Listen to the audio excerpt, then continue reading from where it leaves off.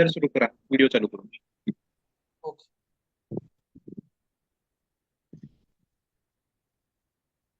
सर्वांना नमस्कार. शालेय शिक्षण व क्रीडा विभाग, महाराष्ट्र शासन, त्याचबरोबर जिल्हा शिक्षण व प्रशिक्षण संस्था डाएट लातूर यांच्या संयुक्त विद्यमाने निपुण महाराष्ट्र अभियान अंतर्गत कृती कार्यक्रम आज 10 तारीख आणि लातूर डाएट मार्फत हे दुसरं पुष्प आज गुंफलं जात आहे. काल 9 तारखेला भाषा विषयाचं पुष्प श्री परमेश्वर संगारे सर यांनी त्यांचं सादरीकरण केलं. त्यांचे शालेय स्तरावर ज्या काही ऍक्टिव्हिटी कार्यक्रम ते राबवतात त्याच्या अंतर्गत त्यांनी काल सादरीकरण केलं. आणि आज आपण श्रीमती ज्योती वंजे मॅडम, ज्या जिल्हा परिषद कन्या प्राचार मातोळा या ठिकाणी त्या शिक्षक म्हणून कार्यरत आहेत. आणि मॅडमचं नवोपक्रम किंवा वेगवेगळ्या नवोपक्रमाच्या अंतर्गत ज्या काही ऍक्टिव्हिटी आहेत त्या ऍक्टिव्हिटी देखील मॅडम अगदी दैनंदिन अध्यापनाच्या क्रियेमध्ये ते शालेय स्तरावरती त्या इत्थंभूतपणे वापरतात. तर आज या दुसऱ्या पुष्पानिमित्त लातूर डाएटच्या सन्माननीय प्राचार्य डॉक्टर भागीरथी गिरे मॅडम, त्याचबरोबर लातूर डाएटचे सन्माननीय वरिष्ठ अधिव्याख्याता डॉक्टर मारुती सलगर सर, त्याचबरोबर आमचे मित्र प्राध्यापक विकास चव्हाण सर, त्याचबरोबर आज ज्या सादरीकरण करणार आहेत त्या ज्योती वंजे मॅडम, या सर्वांचं लातूर डाएटच्या वतीनं स्वागत करतो. आणि आजच्या कार्यक्रमाचं प्रास्ताविक करण्यासाठी मी विनंती करतो डॉक्टर मारुती सलगर साहेब यांनी आजच्या कार्यक्रमाचं प्रास्ताविक करावं. धन्यवाद सर. जिल्हा शिक्षण व प्रशिक्षण संस्था मुरुड जिल्हा लातूर द्वारा आयोजित निपुण महाराष्ट्र अंतर्गत भाषा कृतींचा बुधवार आणि गणित कृतींचा गुरुवार या उपक्रमामध्ये आज गणितासाठीच वेबिनार होणार आहे. आजचं हे वेबिनार दुसरं पुष्प आहे आणि हे दुसरं पुष्प जिल्हा परिषद कन्या प्राथमिक शाळा मातोळा तालुका औसा जिल्हा लातूर येथील उपक्रमशील शिक्षिका श्रीमती ज्योती वंजे मॅडम घेणार आहेत. या वेबिनारसाठी उपस्थित आमच्या संस्थेच्या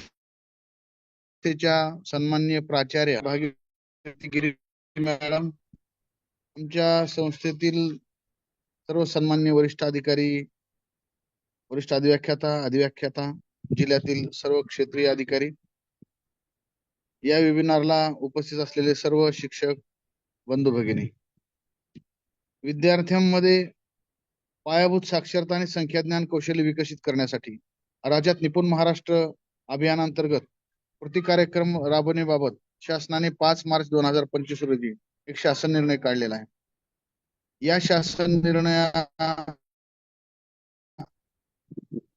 माननीय आयुक्त महाराष्ट्र राज्य पुणे आणि सन्माननीय राहुल रेखावर साहेब, माननीय संचालक SRT पुणे यांनी उपरोक्त GRच्या अनुषंगाने राज्यातील भाषा कृतींचा बुधवार आणि कृतींचा गुरुवार अशा वेबिनार मालिकांचा उपक्रम राबविण्याच्या सूचना सर्व जिल्ह्यांना दिलेल्या आहेत. त्याप्रमाणे जिल्हा शिक्षण व प्रशिक्षण संस्थेने या वेबिनारचं आयोजन केलेलं आहे. हे वेबिनार आहे निपुण शासन निर्णय 2027 पर्यंत पायाभूत भाषिक व गणितीय प्राप्त करण्यात सर्वोच्च प्राधान्य दिलेलं आहे. आणि त्यानुसार या GR प्रमाणे एक टार्गेट ठरवून दिलेलं आहे, उद्दिष्ट दिलेलं आहे. 5 मार्च 2025 पासून 30 जून 2025 पर्यंत शाळेमध्ये दररोज जी मुलं उपस्थित राहतात ती सर्व मुलं पायाभूत साक्षरता आणि संख्याज्ञान या क्षमता प्राप्त असतील असं हे टार्गेट आहे. अपवादात्मक परिस्थितीमध्ये ज्यांची कारण आपण देऊ शकतो अशा परिस्थितीमध्ये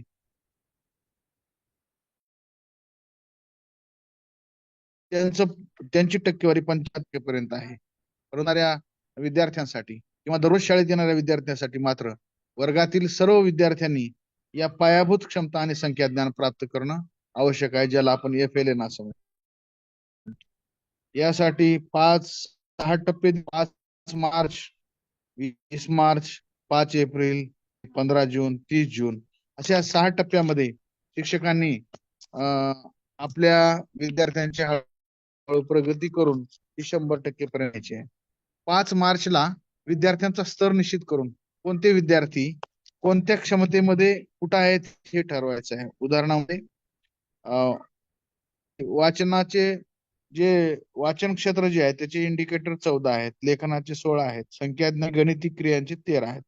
3री ते 5वी साठी वाचनाचे इंडिकेटर्स 15 आहेत, लेखनाचे 18 आहेत आणि संख्याज्ञानाचे 20 आहेत, गणिती क्रियांचे 29 आहेत. या इंडिकेटर्सवर आपले 5 मार्चला कोणते विद्यार्थी कोणत्या स्तरावर त्याप्रमाणे त्यांना हळूहळू पुढे न्यायचं आहे.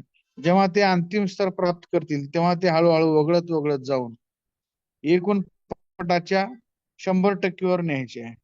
यासाठी आमच्या जिल्ह्यातील या औसा तालुक्यातील कन्याशाळा मातोळा येथील एक उपक्रमशील आणि ऍक्टिव्ह शिक्षिका ज्यांनी वेगवेगळ्या उपक्रमामध्ये पण आपलं अग्रस्थान ठेवलेलं आहे, ज्यांनी स्वतःच्या वर्गामध्ये आज 5 मार्च रोजी एकही विद्यार्थी FLN पासून वंचित ठेवलेला नाही. 4थीच्या वर्गामधल्या 19 विद्यार्थ्यांना वाचन, लेखन, संख्याज्ञान आणि गणिती क्षमता या प्राप्त आहेत. त्यामुळं अशा या मॅडमनी म्हणजे अशा या शिक्षिकेनी, उपक्रमशील शिक्षिकेनी ज्योती वंजे मॅडमनी सगळ्या लातूर जिल्ह्यातील शिक्षकांसाठी मार्गदर्शन असं वेबिनार घेतील या अपेक्षेसह त्यांना वेबिनार घेण्यासाठी शुभेच्छा देतो. धन्यवाद. धन्यवाद सर. आपण आपल्या प्रास्ताविकाच्या माध्यमातून लातूर जो पॅटर्न आहे तर लातूर पॅटर्न मधील कार्यरत काही उपक्रमशील शिक्षक, या उपक्रमशील शिक्षकामुळेच हा जो लातूर पॅटर्न आहे हा लातूर पॅटर्न चांगलं बाळसं धरत आहे आणि त्याची विकासाकडे वाटचाल होत आहे. यानंतर मी जिल्हा शिक्षण व प्रशिक्षण संस्थेच्या आमच्या कुटुंब संस्थेच्या सन्माननीय प्राचार्य डॉक्टर भागीरथी गिरी मॅडम, मी यांना विनंती करतो की त्यांनी या आजच्या उपक्रमाला शुभेच्छा रूप संदेश द्यावा. डॉक्टर भागीरथी गिरी मॅडम. धन्यवाद. आजच्या आपल्या या कृतींचा गणित हा उपक्रम या अंतर्गत आपण आज गुरुवारी आपण तसं आज कालचं पहिलं पुष्प आणि आजचं दुसऱ्या पुष्पामध्ये उपस्थित असणारे या कार्यक्रमाचे समन्वयक माझे सहकारी आमचे ज्येष्ठ व्याख्याता डॉक्टर मारुती सलगर सर, आमचे विषय सहाय्यक गिरीश माने सर, त्याचसोबत विकास चव्हाण सर, उपस्थित असणारे सर्व युट्यूबवर आणि झूमवर असणारे माझे सर्व सहकारी वरिष्ठ व्याख्याता सर्व सन्माननीय कट्टर शिक्षणाधिकारी, सर्व पर्यवेक्षक यंत्रणा, शिक्षक बंधू भगिनी, त्याचसोबत काही विद्यार्थी आणि काही पालक पण असतील. या सर्वांना प्रथमचा जिल्हा शिक्षण प्रशिक्षण संस्थेच्या वतीनं मी मनपूर्वक आपलं स्वागत करते. आणि त्याचसोबत विशेष म्हणजे आज ज्यांच्या माध्यमानं आपण पुढचा 1 तास ज्यांच्या बरोबर आनंददायी कृतीतून गणिती क्रियाकडे कसं जायचं या गोष्टीसाठी आपण ज्यांच्यासोबत संवाद साधणार आहोत, ज्यांनी त्यांच्या स्वतःच्या उपक्रमातनं आपली स्वतःचा वर्ग अगोदर डेव्हलप केला आणि त्यानंतर त्या आपल्या समोर त्यांनी त्यांच्या वर्गात केलेले उपक्रम आणि ज्या काही कृती आहेत त्या आपल्या समोर मांडणाऱ्या श्रीमती ज्योती वंजे मॅडम यांचंही मी मनापासून स्वागत करते आणि मनापासून कौतुक असं करते की त्यांनी इतक्या मोठ्या ऑनलाईन प्लॅटफॉर्मवर येण्याची आम्ही जेव्हा त्यांना सूचना केली त्यावेळेस त्या तयार झाले. त्यासाठी खरंच त्यांचं मनापासून मी कौतुक आणि अभिनंदन करते. खरं तर आपण 5 मार्च 2025 GR निघाला आणि त्या अनुषंगानं आपण पायाभूत साक्षरता आणि संख्याज्ञान यासाठी आपण वेगवेगळ्या उपक्रमांची मालिका किंवा वेगवेगळे उपक्रम शासन स्तरावर आणि डायट स्तरावरनं खाली जिल्ह्यामध्ये दिल्या गेले. त्याचसाठी माननीय संचालक आणि माननीय आयुक्त यांच्या निर्देशानुसार आपण प्रत्येक जिल्ह्यामध्ये कृतींचा बुधवार आणि म्हणजे भाषेचा बुधवार आणि गुरुवार हा मराठीचा तर या गणिताचा तर याप्रमाणे आपण ह्या मालिका सुरू केलेल्या आहेत. मला असं वाटतं की या माध्यमानं असं अपेक्षित असं आहे की या माध्यमानं आपण जे फाउंडेशनल लिटरसी आणि न्यूमरसी मध्ये आपल्या जिल्ह्यामध्ये जे काही मुलांच्या विकसित होण्यामध्ये अडचणी आहेत किंवा विकसन झालेले नाही, तर त्याच साठी खऱ्या अर्थानं या उपक्रमांची किंवा या वेबिनार मालिका सुरू केलेली आहे. तर लातूर जिल्ह्यातल्या तमाम शिक्षक बंधू भगिनी त्याचसोबत विद्यार्थी आणि पालकांना मला नक्कीच सांगायला आवडेल की आपण ऑनलाईनच्या माध्यमानं आपण युट्यूबवर पण टाकतो. याचा अर्थ असा आहे की आपण आज जरी उपस्थित नसाल तर युट्यूबवर आपण हे वारंवार पाहू शकता आणि जिथं आपल्या मुलं कमी पडतायत किंवा मुलांना अडचणी येत आहेत तर नक्कीच या वेबिनारच्या माध्यमानं किंवा हा जे विषय मांडणार आहेत त्याच्या माध्यमानं त्यांनी जे राबवलेले उपक्रम आहेत, त्यांनी ज्या राबवलेल्या कृती आहेत किंवा त्यांनी जे अध्ययन अध्यापनाची पद्धती आहे तर त्या अध्ययन अध्यापन पद्धतीचा किंवा त्या कृतींचा किंवा त्या उपक्रमांचा नक्कीच फायदा आमच्या सर्व शिक्षक बंधू भगिनींना, विद्यार्थ्यांना आणि त्यांच्या पालकांना पण नक्कीच होणार आहे. याची याची नक्कीच मला शाश्वती आहे. मला असं वाटते की आपण या वेबिनार मालिकेतनं आपण हेही लक्षात घेतलं पाहिजे की आपला लातूर जिल्हा हा शिक्षण क्षेत्रामध्ये पुढे येणारा जिल्हा आहे. तर नक्कीच या फाउंडेशनल लिटरसी आणि न्यूमरसीच्या माध्यमानं सुद्धा 30 जून पर्यंत जरी शासनानं 75% म्हणलं असेल तरी आपण नक्कीच 100% मुलांचा विचार करायला हरकत नाही. त्यामुळे सर्वांनी आपण 100% मुलांना पायाभूत साक्षरता आणि संख्याज्ञान हे विकसित करण्यासाठी आपण नक्कीच या वेबिनारचा आपण स्वतः सगळ्यांनी फायदा करून घ्यावा. या अपेक्षेसह मी ज्योती वंजे मॅडमला परत एकदा मनापासून शुभेच्छा देते आणि मी थांबते. धन्यवाद. धन्यवाद मॅडम. आपण आपल्या शुभेच्छा संदेशामध्ये ज्या काही अपेक्षा व्यक्त केलेल्या आहेत त्या नक्कीच या युट्यूब लाईव्हच्या माध्यमातून राज्यभरातील शिक्षक आणि त्याचबरोबर ज्योती वंजे मॅडम सारखे उपक्रमशील शिक्षक आणि त्यांनी त्यांच्या शाळेमध्ये राबवलेल्या विविध कृती याच्या माध्यमातून नक्कीच राज्यभरातील शिक्षकांना एक वेगळा मार्ग गुणवत्तेचा सापडून येईल अशी अपेक्षा व्यक्त करतो. आणि यानंतर आजच्या कार्यक्रमाचं सादरीकरण करण्यासाठी मी विनंती करतो ज्योती वंजे मॅडम यांना की आपण आपलं सादरीकरण करावं. ज्योती वंजे मॅडम.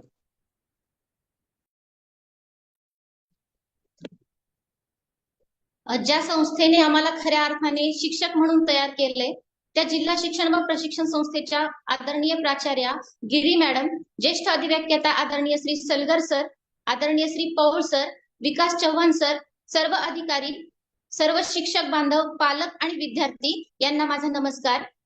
जिल्हा शिक्षण व प्रशिक्षण संस्था लातूर तर्फे आयोजित निपुण महाराष्ट्र कार्यक्रमाअंतर्गत 19 आणि गणिताच्या पहिल्या वेबिनार सत्रामध्ये मी आपणा सर्वांचं हार्दिक स्वागत करते. आजच्या वेबिनार सत्राचं शीर्षक आहे आनंददायक कृतीतून गणिती क्रियांकडे. बालकांचा मोफत व सक्तीच्या शिक्षणाचा हक्क अधिनियम 2009 नुसार प्रत्येक बालकास गुणवत्तापूर्ण शिक्षण मिळणे हा त्याचा हक्क आहे आणि हा हक्क त्याला मिळवून देण्यासाठी आपण नेहमीच कटिबद्ध राहिलेलो आहोत. राष्ट्रीय शैक्षणिक 2020 नुसार हायलाइट केलेला मुद्दा म्हणजे पायाभूत साक्षरता आणि संख्याज्ञानमध्ये प्राथमिक स्तरावरील विद्यार्थी मागे आहेत आणि त्या अनुषंगाने देशभर राबवला जाणारा कार्यक्रम म्हणजे निपुण भारत कार्यक्रम. या कार्यक्रमास गती देण्यासाठीचा महाराष्ट्र शासनाचा शासन निर्णय म्हणजे 5 मार्च 2025 चा निपुण महाराष्ट्राचा शासन निर्णय आणि त्या शासन निर्णयानुसार आपण सध्या काम करतो आहोत. आपण आपल्या शाळांवरती विद्यार्थ्यांची अध्ययन क्षमता पडताळणी सुद्धा केलेली आहेत आणि विद्यार्थ्यांचे स्तर निश्चित केलेले आहेत. तर सध्याची आजची आपली गरज ही आहे ती म्हणजे की अधिकाधिक चांगला कृती कार्यक्रम राबवून आपल्या अध्ययन अध्यापनास योग्य गती, दिशा आणि वेग मिळवून देणं. तर हे मिळवून देण्यासाठी आजचा वेबिनार आपल्याला नक्कीच सहाय्यभूत ठरेल असं मला म्हणावंसं वाटतं. मुळातच आपल्याला एखादा विषय शिकवायचा असेल तर त्याचं शिकणं कसं घडतं ते समजून घ्यावं लागेल. पायाभूत संख्याज्ञानमध्ये मुले मागे राहण्याचं कारण काय आहे, मुलांना गणित का अवघड वाटतं हे समजून घेणं हाच गणित शिक्षणातला महत्वाचा विषय आहे असं मला वाटतं आणि त्या अंतर्गत आपण स्टेप बाय स्टेप पुढील गोष्टी समजून घेऊयात. तर मी आता माझी स्क्रीन शेअर करते.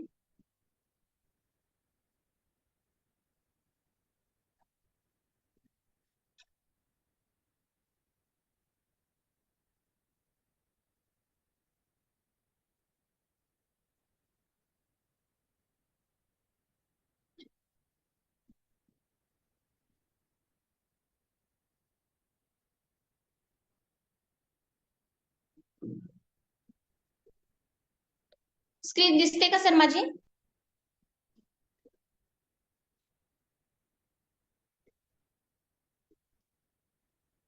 स्क्रीन दिसते का सर?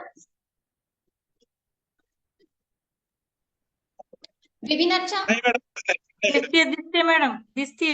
ओके. वेबिनारच्या सुरुवातीलाच ही गोष्ट सांगते की गणित हा मुळातच अमूर्त विषय आहे आणि मुले गणितात मागे राहण्याचं कारण म्हणजे मुलांना अमूर्ततेकडचा प्रवास हा अवघड वाटत जातो, म्हणून मुले गणितामध्ये मागे राहतात. आणि त्यासाठी म्हणून मुलांना गणित समजलं पाहिजे, सहजपणे करता आलं पाहिजे, त्यातील आनंद सुद्धा अनुभवता आला पाहिजे. यासाठी गणित हा जास्तीत जास्त कृतीच्या माध्यमातून आणि जीवनानुभवाशी जोडून आपण शिकवायला हवा. आणि त्यासाठी माझ्या वेबिनारचं शीर्षक आहे आनंदायी कृतीतून गणिती क्रियांकडे. तर हे कशा प्रकारे आपण साधायचं हे आता आपण पुढे पाहणार आहोत.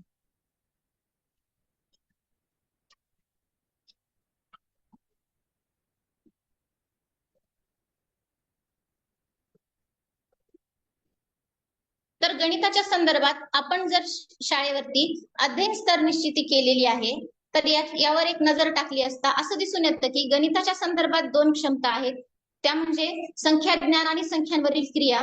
तर इयत्ता दुसरीमध्ये आपल्याला 11 स्तर आहेत आणि इयत्ता 3री ते 5वी मध्ये 20 स्तर आहेत. संख्यांवरील क्रियामध्ये इयत्ता दुसरीमध्ये 13 स्तर आहेत आणि 3री ते 5वी मध्ये एकूण 29 स्तर आहेत. तर आपल्याला साध्य काय करायचे, तर इयत्ता दुसरी पर्यंत संख्या ज्ञानाची 20 पर्यंतची ओळख आणि संख्यांवरील क्रियामध्ये 0 ते 9 पर्यंतची शाब्दिक उदाहरणासहित बेरीज वजाबाकी आणि येतात 3री मध्ये 99 पर्यंतची संख्या ओळख, त्याचबरोबर 50 पर्यंत अक्षरी संख्या नामे, त्यानंतर संख्यांवरील क्रियामध्ये 99 पर्यंतची बेरीज आणि शाब्दिक उदाहरणे, त्या बेरजेचा दैनंदिन व्यवहारामध्ये आपल्याला वापर कसा करायचा आहे हे आपल्याला पाहायचं आहे.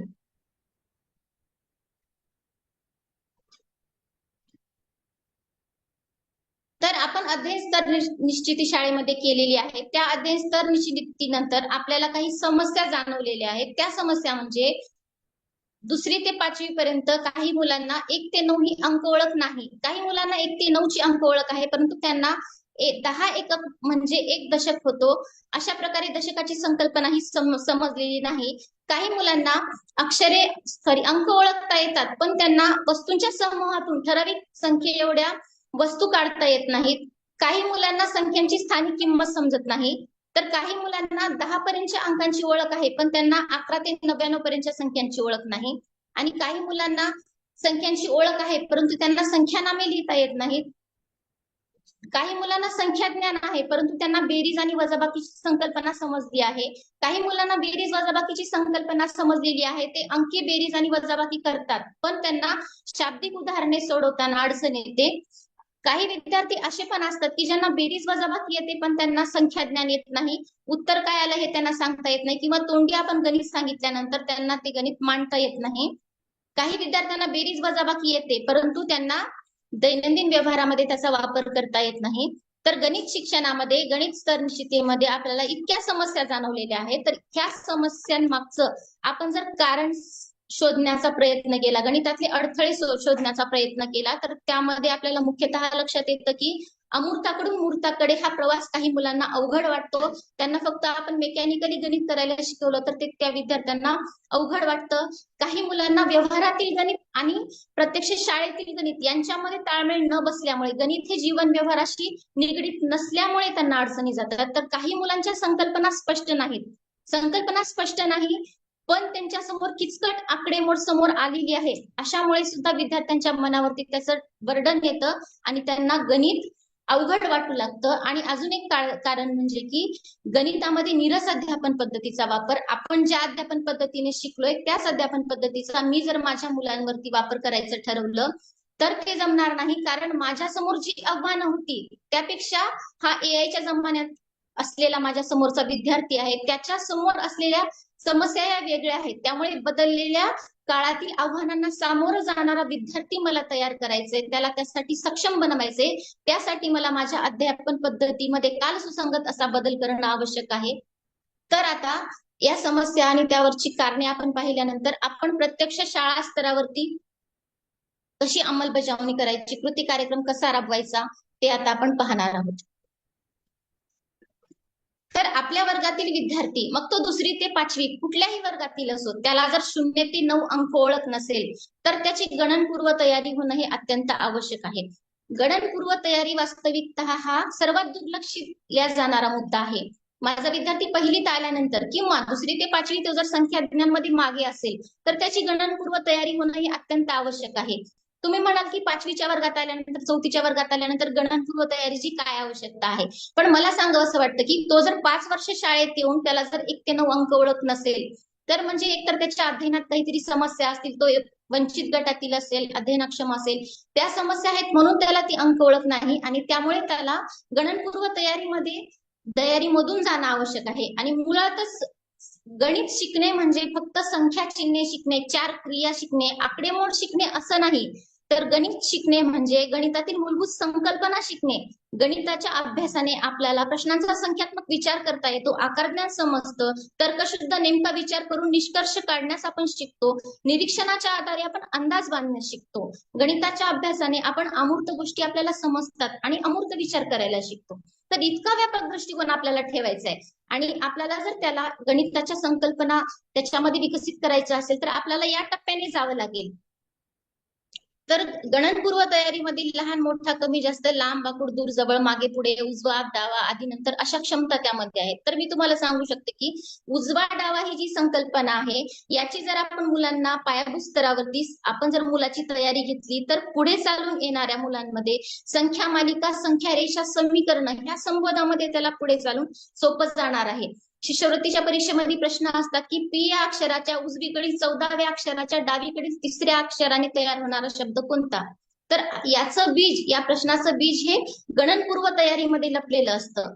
आपण जर वर खाली ही संकल्पना घेतली तर या वर खाली संकल्पनेमध्ये निर्देशक, भूमिती आणि अक्ष यांची तयारी होत असते. म्हणजे ज्या मुलाची शाळेमध्ये गणनपूर्व तयारी झालेली असते तो मुलगा जेव्हा 4थी 5वीच्या नंतर बाहेर पडतो तेव्हा त्या विद्यार्थ्यांमध्ये एक वेगळी चमक दिसून येते आपल्याला. तर ह्या संकल्पना मुलांना शिकवत असताना भलेही असं असू शकतं की सर्वच मुलांना याची पूर्णतः गरज आहे असं नाही, परंतु माझ्या समोर आलेला विद्यार्थी त्याने अंगणवाडी केलेली आहे का, तो कुठल्या भाषिक गटातून आलाय, कुठल्या सामाजिक पार्श्वभूमीतून आलाय, त्याची कौटुंबिक पार्श्वभूमी काय हे मला माहित नसतं, तर मी त्याला हे गृहीत धरून चालणार नाही की ह्याला लहान मोठा हा माहित आहे.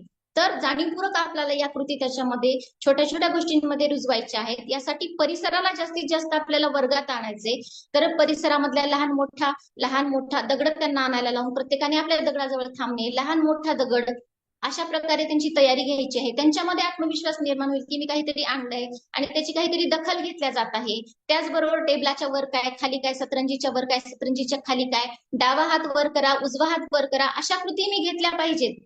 आणि या कृती घेतल्या नाही तर असं दिसून येतं की 3रीच्या वर्गात विद्यार्थी आलाय परंतु परिपाठामध्ये सावधान विश्राममध्ये त्याला उजवा पाय, डावा पाय या गोष्टी समजत नाही. ही रियालिटी आहे. त्यासाठी म्हणून आपल्याला जाणीवपूर्वक या गोष्टी घ्यायच्या आहेत. तर वेळेअभावी गणनपूर्व तयारीवर मी जास्त बोलू शकणार नाही. तर गणनपूर्व तयारीनंतर पुढचा टप्पा आहे संख्याज्ञानचा. तर मला तुम्हाला सांगावं असं वाटतं की आपल्याला गणिताचे स्तर निश्चित करायचे आहेत. तर त्या स्तरामध्ये 11 स्तर आहेत. 2रीसाठी संख्याज्ञानामध्ये 11, 13, 3री ते 5वीसाठी 20 आणि 29 स्तर आहे. तर आपण जास्त कन्फ्युज न होता, स्तराप्रमाणे न जाता मी ज्या पद्धतीने नियोजन सांगते त्या पद्धतीने नियोजन केलं तर कमीत कमी वेळेमध्ये आणि श्रमामध्ये आपण लवकरात लवकर निपुण महाराष्ट्राचं नव्हे तर आपण निपुण भारतचं ध्येय सुद्धा गाठू शकू. तर याचे आपण एकूण 4 टप्पे केलेले आहेत. 3री ते 5वीच्या पूर्ण अध्ययन स्तराचे 4 टप्पे केलेले आहेत आपण. त्या 4 टप्प्यामध्ये पहिला टप्पा असेल 0 ते 9 संख्यांचा, दुसरा टप्पा आहे दशक ओळखचा, तिसरा टप्पा आहे 11 ते 20 संख्यांचा आणि चौथा टप्पा आहे 21 ते 99 पर्यंतच्या संख्यांचा. तर तुम्हाला स्क्रीनवर दिसते की संख्याज्ञान आणि संख्यांवरील क्रिया ह्या 2 बाबी तुम्हाला स्क्रीनवर दिसत आहेत. तर मला तुम्हाला हे सांगायचे की संख्याज्ञान मधले 11 स्तर आणि संख्यांवरील क्रियांचे 13 स्तर आहेत 2रीसाठी. मग आपण असं नाही करायचे की संख्याज्ञानचे 11 स्तर मी आधी घेईल आणि संख्यांवरील क्रियांचे नंतर घेईल. तर असं नाही, सायमल्टेनियस दोन्ही पण एकाच वेळी आपण संख्याज्ञान आणि संख्यांवरील क्रिया एकदम घेणार आहोत. त्यामुळे कमीत कमी वेळेमध्ये विद्यार्थ्यांचे आपल्याला निपुण महाराष्ट्राचे जे अंतिम टप्पा आहे तो गाठण्यास आपल्याला मदत होणार आहे. तर कसं ते आता आपण पुढे पाहणार आहोत. तर टप्पा क्रमांक 1 आहे 0 ते 9 संख्या. तर त्याच्यामध्ये आपण 3 कृती केलेल्या आहेत. पहिली कृती आहे 1 ते 5, दुसरी आहे शून्याची ओळख आणि तिसरं आहे 6 ते 9. तर पहिली कृती आहे 1 ते 5 संख्या. आता या संख्याज्ञानच्या टप्प्यावर शिक्षकाने खूप सावध होणे गरजेचे असते. कारण गणित हा आधीच अमूर्त विषय आहे आणि मुळातच संख्या ही संकल्पना खूप अमूर्त आहे.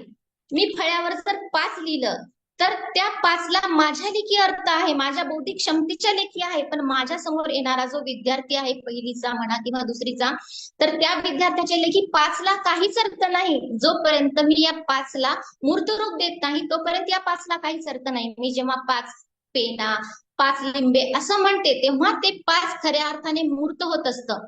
मी जर असं म्हणलं की मला गणितात 5 पैकी 5 मार्क मिळाले तर त्या गणिताला एक वेगळा अर्थ प्राप्त होतो. मी जर म्हणाले मला 100 पैकी 5 मार्क मिळाले तर हाही एक 5चा अर्थ आहे. आपण जेव्हा 5ला अशा शब्दांमध्ये, अशा गोष्टींमध्ये गुंफतो किंवा वस्तू कृतीमध्ये गुंफतो तेव्हाच त्या संख्येला अर्थ प्राप्त होतो. आणि या संख्याज्ञानच्या टप्प्यावर जागृत होण्याची गरज यासाठी आहे की संख्याज्ञान आपण शास्त्रशुद्ध पद्धतीने शिकवणं विद्यार्थ्यांना आवश्यक आहे. कारण संख्याज्ञान जर आपण मेकॅनिकली शिकवण्याचा प्रयत्न केला तर माझे विद्यार्थी संख्याज्ञानमध्ये अडकतात. त्यांना संख्या सलग म्हणता येतात, त्यांना 1 ते 100 पर्यंत अंक म्हणता येतात, पण 23 म्हणल्यानंतर त्याला परत 21-22 पासून मोजायला सुरुवात करावी लागते किंवा परत 1 पासून ती मोजायला सुरुवात करतात.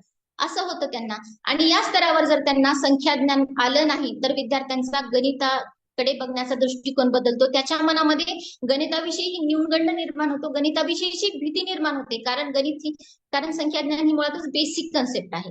आणि ज्या मुलांचं संख्याज्ञान पक्क आहे त्यांचा आत्मविश्वास हा कमालीचा वाढलेला असतो. आणि त्या आत्मविश्वासाच्या आधारे, त्या संख्याज्ञानाच्या आधारे आपल्याला इतर कृती शिकवण्यामध्ये काहीच अडचण येत नाही. त्यामुळे संख्याज्ञान हा टप्पा आहे तो शास्त्रशुद्ध पद्धतीने घेणे आवश्यक आहे. कल्पना करा की मला एक भाषा येत नाही, नवीन भाषा आहे आणि त्या नवीन भाषेमध्ये मला 1 ते 100 पर्यंतची संख्या नामे पाठ करायला सांगितलेली आहेत. आणि मला जर विचारलं यामध्ये 75 कशाला म्हणतात, तर विचार करा की माझं डोकं ब्लँक होईल. एक तर मला 1 पासून सुरुवात करावी लागेल आणि मग आदली मधली एखादी संख्या विसरली तर मग माझी तारांबळ वेगळीच उडेल. त्यामुळे मला गणितातील संख्या शिकवताना गणिताच्या भाषांच्या माध्यमातून शिकवावं लागेल. तर मराठीमध्ये श्रवण आणि भाषण घरीच झालेलं असतं, त्यांचा उपयोग करून पुढील गोष्टी शिकवायच्या असतात. पण गणितामध्ये सुद्धा मुलांनी काही अंशी श्रवण केलेलं असतं. 5 चॉकलेट त्यांनी समान वाटणी केलेली असते, गोष्टी मोजलेल्या असतात. त्याचा उपयोग आपल्याला गणितामध्ये करून घ्यायचा आहे. तर गणिताच्या ज्या विविध भाषा आहेत त्या भाषांच्या माध्यमातून मला ओळख द्यायची आहे. बोटांची भाषा, वस्तुभाषा. बोटांची भाषा 2 बोटे, वस्तुभाषा 2 ठोकळे, चित्रभाषा ही 2 चित्रे आहेत, कृतीची भाषा 2 उड्या मार ही झाली कृतीची भाषा, 2 टाळ्या ही झाली ध्वनी भाषा, 1-1च्या 2 नोटा ही झाली चलन भाषा. त्यानंतर स्पर्श भाषा, स्पर्शाने डोळे बंद करून 2 वस्तू आहेत, 3 वस्तू आहेत हे ओळखणे किंवा मित्राच्या पाठीवर 2 लिहिणे, 3 लिहिणे ही झाली स्पर्श भाषा. आणि त्यानंतर आपल्याला शेवटची भाषा आहे ती भाषा म्हणजे अंक भाषा. सर्वात शेवटी आपण विद्यार्थ्याला संख्या कार्डवर 2 दाखवायचा आहे. आतापर्यंत आपण ज्या विविध भाषांच्या माध्यमातून संख्या शिकली ती संख्या म्हणजे हे आहे 2, हे आहे 2चं संख्या चिन्ह. या पद्धतीने मला माझ्या मुलांना संख्या शिकवायच्या आहेत. तर या गणिताच्या विविध भाषांच्या माध्यमातून विद्यार्थ्यांना आपण संख्यांची ओळख द्यायची आहे. तर या संख्यांची ओळख दिल्यानंतर आपल्याला या संख्याचं दृढीकरण होणं आवश्यक आहे त्या टप्प्यावर.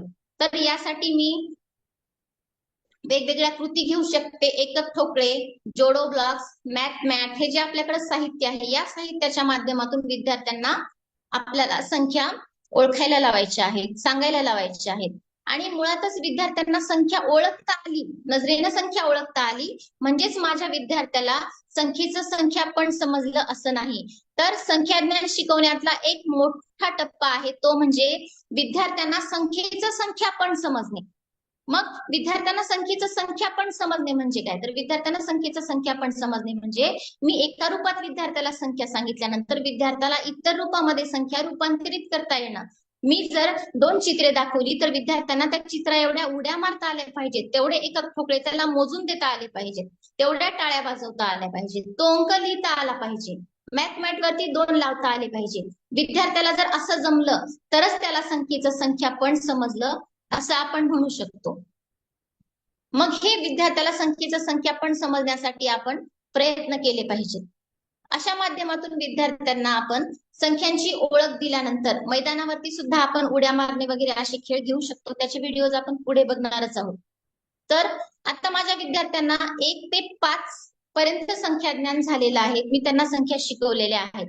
तर आता याच टप्प्यावर आपल्याला करायचं आहे ते म्हणजे 1 ते 5 संख्यांचा लहान मोठेपणा, चढता उतरता क्रम, मागची आणि पुढची संख्या.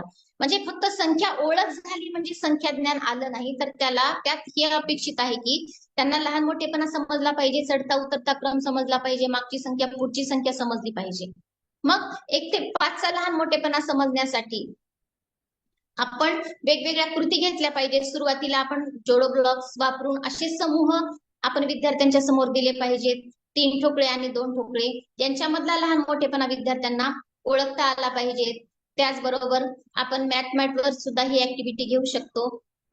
शिवाय आपल्या गणित पेटीमध्ये आडव्या पट्ट्या आणि उभ्या पट्ट्या आलेल्या आहेत, त्याचा सुद्धा आपण वापर लहान मोठेपणा ठरवण्यासाठी घेऊ शकतो. त्याचबरोबर त्यानंतर आपण घेतली पाहिजे मागची आणि पुढची संख्या. तर आपल्या गणित पेटीमध्ये सलग 1 ते 5 ची आडवी पट्टी आणि 1 ते 5 ची उभी पट्टी आहे. आडवी पट्टी आधीची नंतरची संख्या, पुढची मागची संख्या आणि उभ्या पट्टीचा पण पुढच्या मागची संख्या शोधण्यासाठी वापर होऊ शकतो. तो वापर आपण करून घ्यायचा आहे. मुळातच या संकल्पना ज्या आहेत, चढता उतरता क्रम, संख्यांचा लहान मोठेपणा, ह्या ज्या गोष्टी आहेत ह्या 1 ते 5 च्या टप्प्यावरच पूर्ण होणं आवश्यक आहे. कारण कुठलीही नवीन संकल्पना आपण विद्यार्थ्यांना शिकवताना सुरुवातीला आकडेमोड ही सोपी ठेवायची आहे. आकडेमोड सोपी न ठेवता जर किचकट संकल्पना विद्यार्थ्याच्या समोर आली तर विद्यार्थ्यांना त्या आकडेमोडीचं टेन्शन येतं आणि मुलांच्या मनामध्ये गणिताविषयीची भीती निर्माण होते. मग विद्यार्थ्यांना जर संकल्पना लहान संख्यांचा वापर करूनच शिकवल्या तर विद्यार्थ्यांना त्याचं दृढीकरण अतिशय चांगल्या प्रकारे होतं. त्यामुळे आपण लहान संख्यांवर ह्या ऍक्टिव्हिटी घ्यायच्या आहेत. नाहीतर इयत्ता 4थी मध्ये मुलं आल्यानंतर असं लक्षात येतं की त्यांना चढता क्रम आणि उतरता क्रम कधी शिकवलेलाच नाहीये. त्यामुळे 4 अंकी संख्येचा चढता उतरता क्रम जर करायचा असेल तर विद्यार्थी चढत्या क्रमाला उतरता करतात, उतरत्या क्रमाला चढता क्रम करतात आणि किंवा मग त्या 4 अंकांमधल्या एका संख्येमधल्या 4 अंकांची अदलाबदल करून काहीतरी वेगळीच संख्या तयार करतात. ते असं होऊ नये म्हणून आपल्याला 1 अंकीवरच या संकल्पना विद्यार्थ्यांच्या स्पष्ट होतील इतका अवकाश आपल्याला द्यायचा आहे. विद्यार्थ्यांना लहान मोठ्या संख्येची चिन्ह द्यायची आहेत. त्याचबरोबर चढता आणि उतरता क्रम कसा असतो हे सुद्धा माझ्या विद्यार्थ्यांना मला शिकवायचं आहे. यासाठी आपल्याला अंक कार्डे रॅन्डमली मांडायचे आहेत आणि रॅन्डमली मांडल्यानंतर आपल्याला ती क्रमाने लावायला सांगायची आहेत किंवा त्याचा चढता क्रम किंवा उतरता क्रम लावायला विद्यार्थ्यांना आपल्याला सांगता येतो. प्रत्येकाने समूहातून संख्या शोधून काढायच्या आहेत आणि प्रत्येकाने आपल्या संख्या चढत्या क्रमाने किंवा उतरत्या क्रमाने लावायच्या. ही सुद्धा ऍक्टिव्हिटी आपण घेऊ शकतो. तर प्रत्येक टप्प्यावर आपल्याला विद्यार्थ्यांना आव्हान द्यायचं आहे. तर माझ्या विद्यार्थ्यांना एकदा का संख्या समजल्यानंतर आपल्याला त्यांना काही आव्हाने द्यायची आहेत आणि मुळात संख्या ज्ञानावरती आपण इतकं काम केलं पाहिजे की माझ्या विद्यार्थ्यांना मॅथ वर मी इथे दाखवल्याप्रमाणे मॅथ वरती एका संख्येच्या वेगवेगळ्या रचना करून घ्यायच्या आहेत. म्हणजे माझ्या मुलाच्या समोर कुठल्याही प्रकारची रचना जर आली तर त्याला एका सेकंदाच्या आत हे 5 आहे, हे 4 आहे हे नजरेनं समजलं पाहिजे, निरीक्षणाने समजलं पाहिजे, ना की त्याने ते मोजून सांगितलं पाहिजे. तर निरीक्षणाने सांगणं हे अपेक्षित आहे. मी 5 बोटे दाखवल्यानंतर माझ्या मुलाने एका दमात 5च बोटे वर केली पाहिजे. 4 बोटे म्हणल्यानंतर मोजून न करता 4च बोटे वर केली पाहिजेत. म्हणजे त्याच्या समोर 4 म्हणल्यानंतर 4 एकक ठोकळे डोळ्यासमोर नाचले पाहिजेत, डोळ्यासमोर आले पाहिजेत. त्याला नजरेनं त्या गोष्टी कळाल्या पाहिजेत. त्याचबरोबर या ठिकाणी आपण मणिमाळेचा सुद्धा वापर करू शकतो की मणिमाळेवर त्याला नजरेनं 5 पर्यंतच्या अंकांचा सराव विद्यार्थ्याला आपल्या द्यायचा आहे. त्यानंतर विद्यार्थ्यांना बौद्धिक उड्या मारण्यासाठी आपण अशा प्रकारे आव्हान दिलं पाहिजे. आपल्या अध्ययन समृद्धी साहित्य संचामध्ये अशा गाड्या आहेत, संख्याज्ञान गाड्या. तर या संख्याज्ञान गाड्यांचा आपल्याला या ठिकाणी उपयोग करून घ्यायचा आहे. तर त्यासाठी विद्यार्थ्यांना बौद्धिक उड्या मारण्यासाठी या संख्याज्ञानाचा नक्कीच चांगल्या पद्धतीने उपयोग होऊ शकतो. तर संख्याज्ञानासाठी एक महत्वपूर्ण ऍक्टिव्हिटी म्हणजे आपण आपल्या शाळेमध्ये आपल्या फळ्याच्या खाली ही मणिमाळ कंपल्सरी लटकवायची आहे आणि कंपल्सरी लटकवून आपण रोज त्यांना मणिमाळेवरती 5 मिनिट सराव द्यायचा आहे.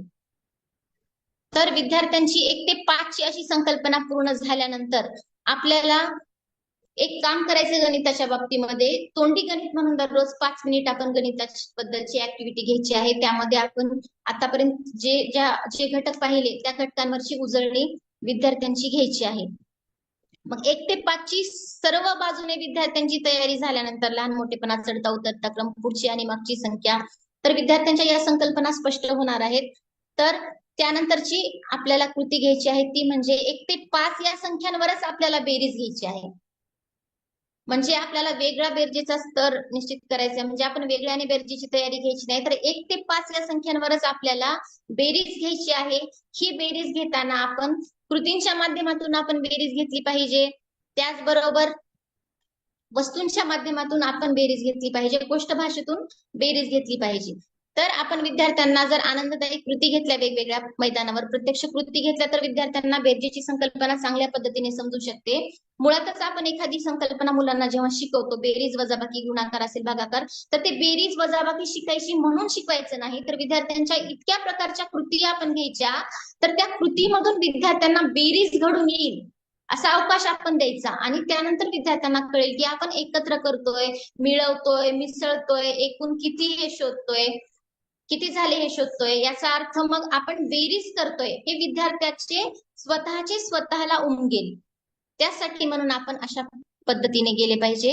तर आपण कृती भाषेतून वजाबाकी पाहूयात काय होतं या वजाबाकीमध्ये.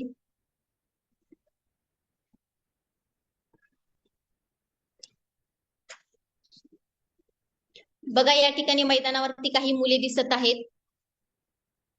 तर समोर आपल्याला मुली दिसत आहेत. तर त्या 7 मुली होत्या. 7 मुलीमधून 3 मुली बाजूला केल्या. तर आपण विद्यार्थ्यांना प्रश्न विचारला की आता किती मुली दिसत आहेत, तर विद्यार्थी आपले सांगतील की आता 4 मुली दिसत आहेत. ही झाली कृतीयुक्त वजाबाकी.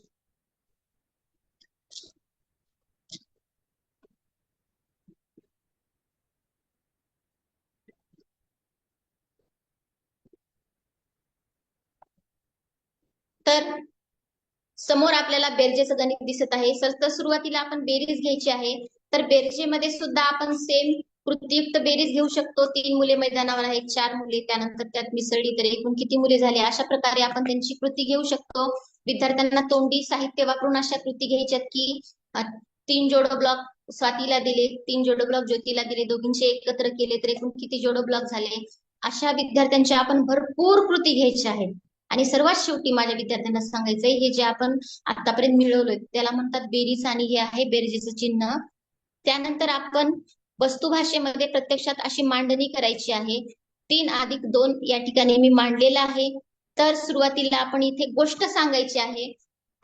माझ्याकडे 3 जोडो ब्लॉक होते, मला माझ्या मॅडमनी 2 जोडो ब्लॉक दिले, तर माझ्याकडे एकूण किती जोडो ब्लॉक झाले, ही गणिताची गोष्ट आपण सुरुवातीला घ्यायची आहे. म्हणजे ज्या ठिकाणी आपली मुले अडकतात ते म्हणजे शाब्दिक उदाहरणांमध्ये. तो शाब्दिक उदाहरणांचा टप्पा मला सर्वात आधी घ्यायचा आहे. म्हणजे बेरजेच्या संकल्पनेला सुरुवात करण्याआधीच मला त्याच्या व्यवहाराशी निगडीत, त्याच्या जीवनानुभवाशी निगडीत शाब्दिक उदाहरणे मला घ्यायची आहेत आणि त्याचा उपयोग मला गणित शिकण्यामध्ये करायचा आहे. विद्यार्थ्यांना असं मेकॅनिकल गणित शिकणं अवघड वाटतं, परंतु तो जो व्यवहार करत असेल, त्याच्या घरी कुठला तरी व्यवसाय असेल किंवा तो खरेदी करत असेल, तर त्या गोष्टींचा वापर जर आपण या बेरजेमध्ये केला तर विद्यार्थ्यांना गणित शिकण्यामध्ये गंमत वाटते आणि विद्यार्थ्यांची शाब्दिक उदाहरणांची सुद्धा तयारी होते. तर ही गणिताची गोष्ट सांगितल्यानंतर दुसरा टप्पा आहे प्रतीक ठेवणे. 3 आणि 2 अशी मला या ठिकाणी अशी प्रतीक मला मांडायची आहेत आणि नंतर ते एकत्र करून मिळवायचं आहे आणि सर्वात शेवटी मला उत्तर लिहायचं आहे की 3 अधिक 2 बरोबर 5. त्यामुळे विद्यार्थ्यांना प्रत्यक्षात बेरीज म्हणजे काय घडलं हे विद्यार्थ्यांना लक्षात येतं. त्यानंतर अशाच पद्धतीने 1 ते 5 या संख्यांची वजाबाकी सुद्धा घ्यायची आहे. तर बेरीज करताना एक दक्षता घ्यायची आहे, ती म्हणजे 1 ते 5 अंकांवरच्या बेरजेचा सराव घेताना उत्तर 5 पर्यंत येईल. आणि दुसरं म्हणजे की वजाबाकी घेताना 1 ते 5 अंकांची उत्तर 0 येणार नाही याची आपण दक्षता घ्यायची आहे. कारण आपण अजून विद्यार्थ्यांना शून्याचा सराव घेतलेला नाहीये. तर आपण विद्यार्थ्यांना फक्त 1 ते 5 या अंकांचा सराव घेतलेला आहे. त्यावरचा लहान मोठेपणा चढता उतरता क्रम घेतलेला आहे. त्याचबरोबर त्यांची वजाबाकी सुद्धा आपण घेतलेली आहे. यानंतर पुढचा टप्पा आहे तो म्हणजे शून्याचा संबोध. तर शून्य म्हणजे अमूर्ततेच्या वाटेवरचं अत्यंत महत्वाचं पाऊल आहे. तर हे शिकवतानाही आपण जागरूक राहिलं पाहिजे. माझ्यासमोर पहिलीत आलेल्या विद्यार्थ्याला जर काहीच नाही म्हणजे शून्य असं म्हणलं तर विद्यार्थ्याला ही अमूर्त गोष्ट समजून घेणं थोडीशी अवघड वाटणार आहे. त्यामुळेच आपण माझ्या विद्यार्थ्यांना आधी काहीतरी आहे आणि त्यानंतर आपण त्या वस्तू काढून घेतल्यानंतर त्याचं स्थान आहे पण त्या ठिकाणी वस्तू नाही हे कळेल तेव्हा माझ्या विद्यार्थ्यांना शून्य म्हणजे काहीच नाही हे लक्षात येईल. तर या संबंधी आपण एक व्हिडिओ पाहणार आहोत.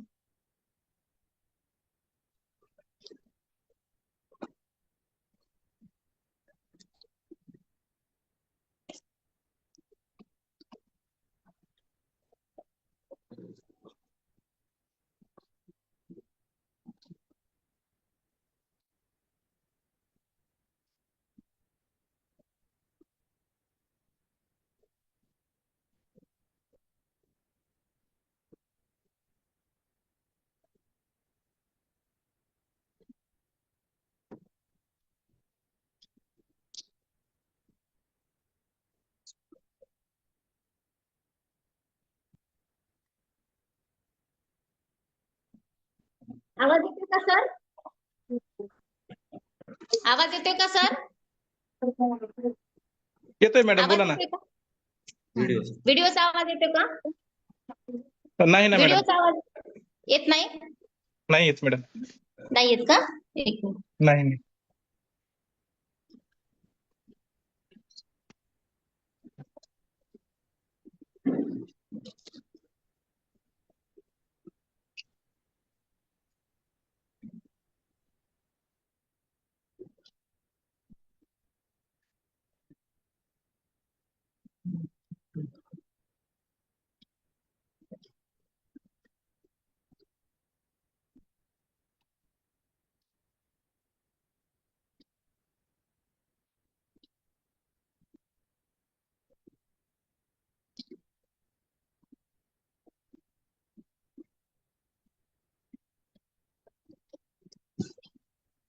मॅडम स्क्रीन दिसते परंतु आवाज येत नाही व्हिडिओचा. तर टेबलावर किती पेन्स उभे आहेत? ओके. तर तुम्हाला येतोय का सर आवाज? येतोय, प्ले करा मॅडम. तर टेबलावर किती पेन्स उभे आहेत? ओके. तर तुम्हाला बॉल मारून पाडायचा आहे. बघा बरं, बॉल मारा. Very good. किती पेन्स शिल्लक राहिलेले आहेत? Very good. किती पेन्स आहेत शिल्लक? बॉल मारा. Okay, very good. आवाज येतोय, व्हिडिओ दिसत नाही मॅडम. आवाज व्हेरी गुड. किती पेन्स उभे आहेत आता? व्हेरी. तर टेबलावर किती पेन्स उभे आहेत?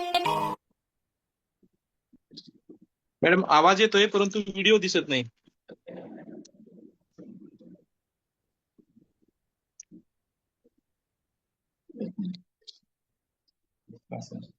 स्क्रीन ऑफ केली.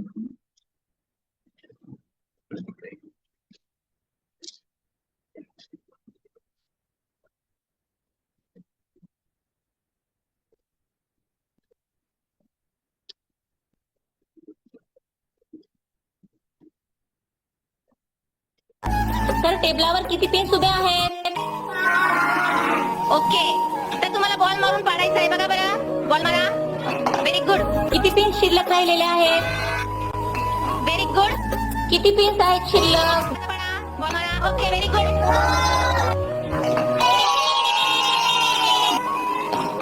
Very good. किती पेन्स उभे आहेत आता? Very good. तर टेबलावर किती पेन्स उभे आहेत?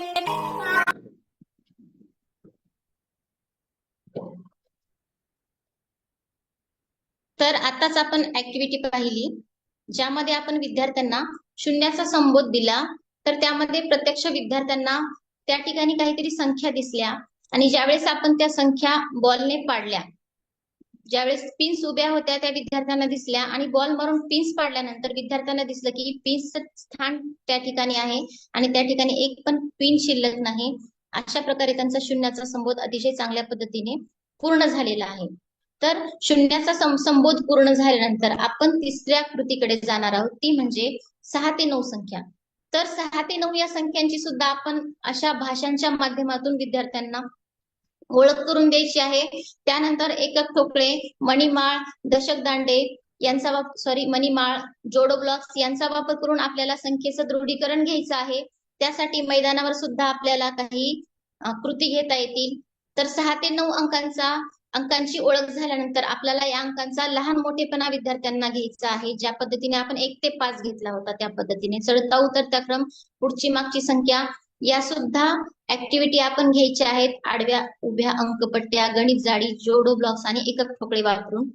तर 6 ते 9 पर्यंतच्या संख्या ज्ञान विद्यार्थ्यांचं क्लिअर झाल्यानंतर आता या टप्प्यावर सुद्धा मला आता 1 ते 9 या संख्येची बेरीज वजाबाकी घ्यायची आहे.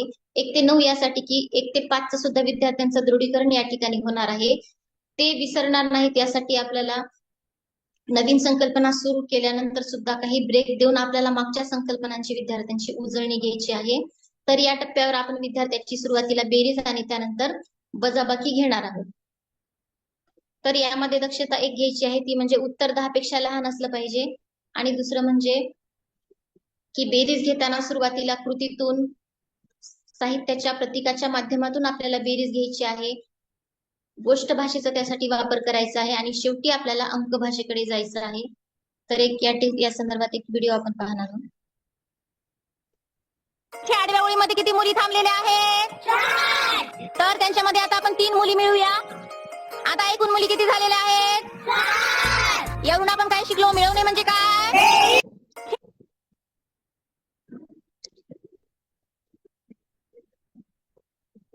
तर छोटीशीच कृती होती, पण या कृतीतून आपल्याला प्रत्यक्षात संकल्पना दिसलेली आहे. विद्यार्थ्याचा संबोध या ठिकाणी स्पष्ट झालेला आहे. त्यानंतर आपल्याला 1 ते 9 या संख्यांची वजाबाकी घ्यायची आहे. तर या संदर्भात एक व्हिडिओ आपण पाहणार आहोत.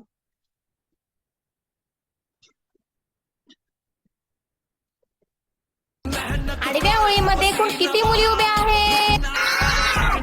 तर त्यांच्यातील आता आपण 4 मुली बाजूला काढूया. 1 2 3 4. आता किती मुली राहिलेल्या आहेत? यावरून काय सांगता येईल? वजाबाकी म्हणजे काय?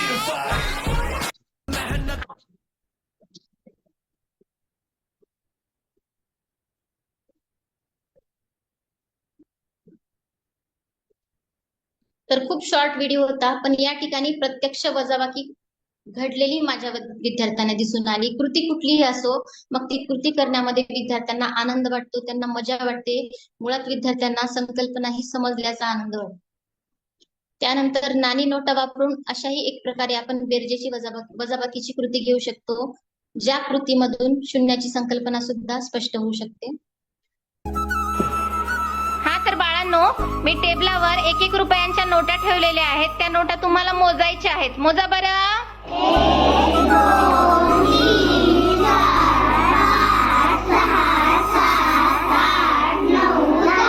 ओके, किती नोट आहेत? त्यातली एक नोट काढून घेतली. विराली, हा, आता किती नोटा शिल्लक राहिल्या? Very good. त्यातली अजून एक नोट काढून घेतली. आता किती शिल्लक राहिल्या? त्यातली एक नोट काढून घेतली. आता किती उरल्या? हा, तर त्यातली एक नोट काढून घेतली. किती नोटा शिल्लक राहिल्या? गुड. त्यातली परत एक नोट काढून घेतली. आता किती उरल्या? त्यातली परत एक नोट काढली. किती उरल्या? ओके. अजून एक नोट काढली. Very good.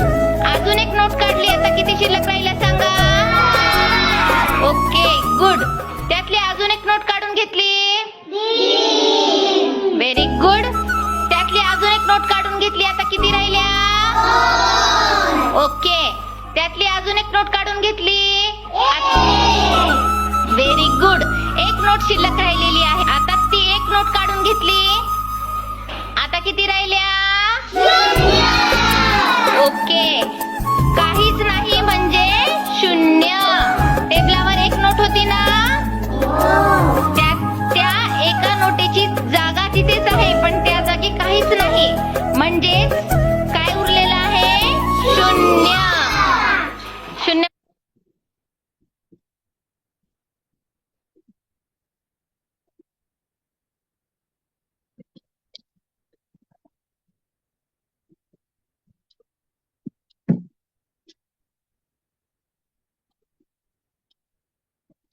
गणित हा मुळातच अमूर्त विषय आहे आणि गणितामध्ये अमूर्तीकरणाची प्रक्रिया ही खूप महत्वाची आहे. तर अनेक मुलांना हा अमूर्ततेकडचा प्रवास अवघड वाटत असतो. त्यासाठी मला प्रत्येक गणिती संबोधाचं वर्गामध्ये प्रत्यक्ष व्हिज्युअलायझेशन करायचं आहे.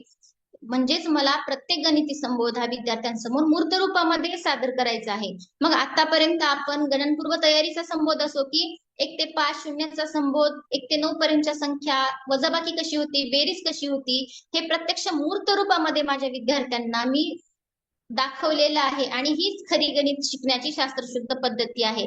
या पद्धतीने गेल्याच्या नंतर माझ्या मुलांना 1 ते 9 पर्यंतचं संख्याज्ञान हे झालेलं असेल आणि हा टप्पा पूर्ण झाल्यानंतर तुमचा विश्वास बसणार नाही की दुसरीतले 11 पैकी संख्याज्ञानचे 9 स्तर आपले पूर्ण झालेले आहेत आणि संख्यांवरील क्रियाचे 13 पैकी 13 स्तर याच ठिकाणी पूर्ण होतील, कारण आपण बेरीज, वजाबाकी आणि संख्याज्ञान ह्या दोन्ही संलग्न वृत्ती घेतलेल्या होत्या. आणि तिसरीचे 20 पैकी 6 आणि 29 पैकी 11 स्तर तिसरे ते 5वीचे पूर्ण झालेले आहेत. म्हणजे जेवढ्या चांगल्या पद्धतीने आपण हा टप्पा यशस्वी राबवू, तितक्या जलद गतीने माझे विद्यार्थी पुढील टप्पे यशस्वीपणे पार पडतील. विद्यार्थ्यांचा आत्मविश्वास कमालीचा वाढलेला असेल, कारण विद्यार्थ्यांना लहान मोठेपणा, चढता उतरता क्रम, बेरीज, वजाबाकी, शाब्दिक उदाहरणे, सगळ्याच गोष्टींची प्रारंभिक लेवलवरती पहिलीत आल्यानंतर किंवा 2री ते 5वी मध्ये जे मागे आहेत त्यांची या टप्प्यावर तयारी झाल्यानंतर त्या विद्यार्थ्यांना गणित शिकण्यामध्ये अधिक रस वाटतो. तर प्रत्येक टप्प्यावर आपण विद्यार्थ्यांना आव्हाने द्यायची आहेत. तर त्या आव्हानांमध्ये बेरीज गाड्या, वजाबाकी गाड्या, बेरीज कहाण्या अशा गोष्टी द्यायच्या आहेत. निपुण भारतचे जे किट आलेलं आहे त्या किटमध्ये बेरीज कहाण्या, वजाबाकी कहाण्यासाठी एक सुंदर साहित्य आलेलं आहे. त्याचा वापर आपण इथे गणित शिकण्यामध्ये करून घेऊ शकतो. तर यानंतरचा टप्पा आहे दशकाची ओळख. तर विद्यार्थ्यांना दशकाची संकल्पना समजणे हे खूप महत्वाचे आहे.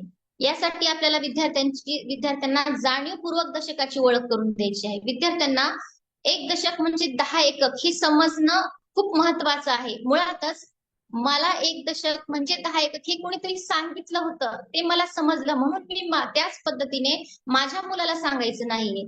ज्या पद्धतीने मी शिकले त्याच पद्धतीने मी जर विद्यार्थ्यांना सांगितलं तर आजच्या एआयच्या जमान्यातील मुलगा त्याच्यावरती विश्वास ठेवेल का, हा सुद्धा प्रश्न आहे. आणि मुळातच मी विद्यार्थ्यांच्याकडून 100 वेळा जरी बदलून घेतलं 1 दशक म्हणजे 10 एकक, 1 दशक म्हणजे 10 एकक, पण जेव्हा अधिकारी वर्गात येतील तेव्हा विचारतील 1 दशक म्हणजे किती, तर विद्यार्थी 4 सांगतील, 5 सांगतील किंवा एका शतकामध्ये किती एकक असतील म्हणलं तर ते विद्यार्थी 10 म्हणतील, कारण त्यांनी फक्त ते ऐकलं असतं. मुळातच आपण जेव्हा एखादी गोष्ट ऐकतो तेव्हा ती गोष्ट आपल्याला फक्त समजल्यासारखी वाटते, परंतु ती प्रत्यक्ष समजतेच असे नाही. परंतु आपण जेव्हा एखादी गोष्ट ऐकतो तेव्हा त्या गोष्टीवर काहीतरी आपल्या मनामध्ये विचार चालू होतो आणि आपण जेव्हा प्रत्यक्षात कृती करून पाहतो, प्रयोग करून पाहतो, तेव्हा कुठे आपल्याला त्या गोष्टीचं खऱ्या अर्थाने आकलन होतं, ती गोष्ट खऱ्या अर्थाने समजते आणि आपलं शिकणं घडतं. ही प्रोसेस आधी आपण समजून घेतली पाहिजे की शिकण्याची प्रोसेस कशी घडते. तर एक उदाहरण मी तुम्हाला सांगते बघा. लहान मुलाला मी सांगितलं की मिरची तिखट असते, हे जर मी वारंवार सांगितलं तर त्याचा हा संबोध पक्का होणार नाही, त्याला ही गोष्ट लक्षात येणार नाही. पण चुकून जर मुलाने मिरची खाल्ली तर त्याच्या तोंडाची आग होईल, भाजेल तोंड, तेव्हा क्षणात त्याच्या मेंदूपर्यंत संवेदना जाईल की मिरची तिखट आहे, थुंकून टाकतो. मिरची थुंकून टाकेल, पाणी पिल्या जाईल, काहीतरी गोड खाल्ल्या जाईल आणि मुलाची पक्की धारणा, समज तयार होईल की मिरची तिखट असते. हा संबोध मुलाचा स्पष्ट होईल. तर अशाच पद्धतीने आपण जेव्हा माहिती ऐकतो तेव्हा फक्त ती आपल्या वैचारिक लेवलवरतीच ती असते, आपली पक्की समजूत, पक्क आकलन होत नाही. म्हणून माझ्या मुलाने मी सांगतो म्हणून 1 एकक म्हणजे 10 एकक म्हणजे 1 दशक होतो यावर विश्वास ठेवला नाही पाहिजे. तर प्रत्यक्षात माझ्या वर्गातील विद्यार्थ्याला दशक म्हणजे काय असतं हे प्रत्यक्ष समोर दिसलं पाहिजे. त्यासाठीच आपण एक व्हिडिओ पाहूया. तर हे किती ठोकळे आहेत बेटा? 8. म्हणून इथे किती लिहिलेलं आहे? 8. आता पूजा हे ठोकळे मोज बरं. 1 2 3 4 5 6 7 8 9. किती ठोकळे आहेत? 9. आता हे ठोकळे मोज बरं प्रगती. 1 2 3 4 5 6 7 8 9. Very good. किती ठोकळे झाले?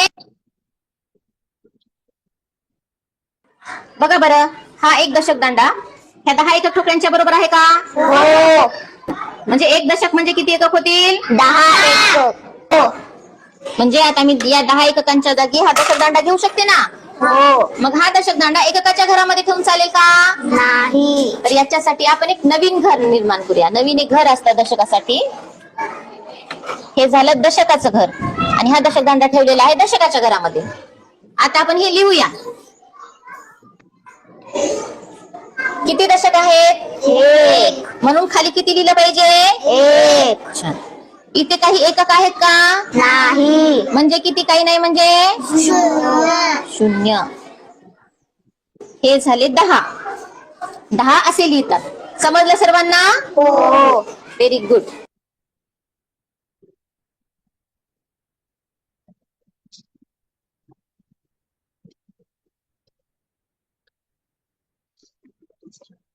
तर बघा, मी अशा पद्धतीने विद्यार्थ्यांना दशकाची ओळख दिलेली आहे. तर प्रत्यक्ष या पद्धतीने आपण विद्यार्थ्यांना दशकाची ओळख जर दिली तर मूल स्वतःच्या ज्ञानाची स्वतः रचना करू शकते. एका दशकावर त्याने 10 ठोकळे ठेवून बघितलेले होते. व्हिडिओमध्ये तो पार्ट मिस झालाय की एका दशक दांड्यावर प्रत्यक्ष विद्यार्थ्याने 10 एकक ठोकळे लावून पाहिले होते की हे 10 दशक म्हणजे एकक होतात का. आणि असं जेव्हा केल्यानंतर विद्यार्थ्याची समज स्वतःच्या अनुभवातून आणि स्वतःच्या प्रयत्नांतून विकसित होते आणि अनुभवातून घेतलेल्या समजुतीच्या आधारावरच विद्यार्थ्यांचा विचार हा पुढे जात असतो. आणि अशाच पद्धतीने आनंदायी, सर्जनशील आणि अर्थपूर्ण शिकण्याचं स्वप्न या पद्धतीने गेलं तर आपण पूर्ण करू शकतो. यानंतरचा हा एक खूप महत्वाचा टप्पा होता दशकाची ओळख. तर दशकाची ओळख हा टप्पा झाल्यानंतर ओळीने आपण गोलामध्ये विद्यार्थ्यांना बसवायचं आहे आणि 10 20 30 40 अशा संख्या, दशक संख्या आपण विद्यार्थ्यांना म्हणायला लावणे, अशा प्रकारच्या विविध ऍक्टिव्हिटी आपण विद्यार्थ्यांना घेऊ शकतो. यानंतर पुढचा टप्पा आहे 11 ते 20 संख्यांची ओळख. तर 11 ते 20 संख्यांची ओळख हा टप्पा झाल्यानंतर विद्यार्थ्याचे दुसरी मधले 11 पैकी 11 स्तर आणि संख्यांवरील क्रियांचे 13 पैकी 13 स्तर पूर्ण होतील. आणि तिसरीतील विद्यार्थ्यांचे सुद्धा 11 स्तर आणि संख्यांवरील क्रियाचे 19 स्तर पूर्ण होणार आहेत. या टप्पा क्रमांक 3 नुसार गेलं तर आपल्याला 11 ते 20 या संख्यांची ओळख सुद्धा या माध्यमातून द्यायची आहे. तर आपण यासाठी दशक दांडे, एकक ठोकळ्यांचा वापर करणार आहोत.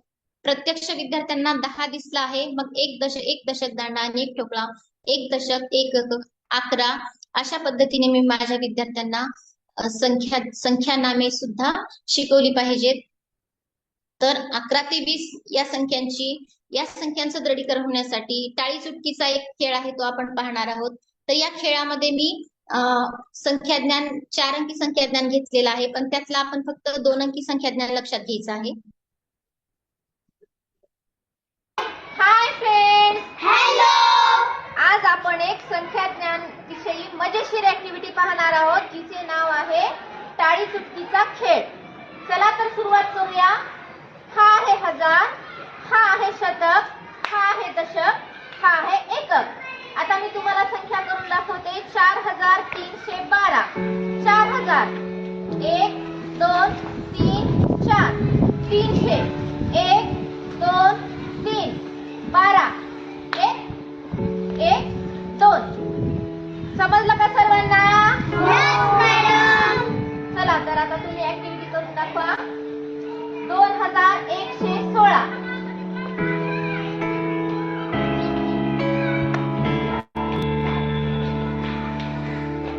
Very good. 4115.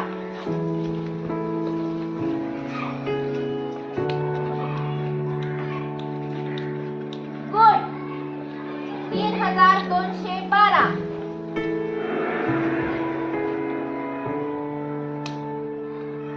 Very good.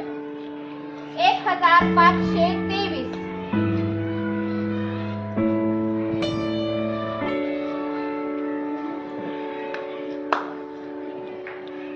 Very good. 2222.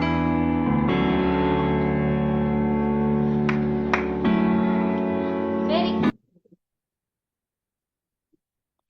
सबसे ऊंची.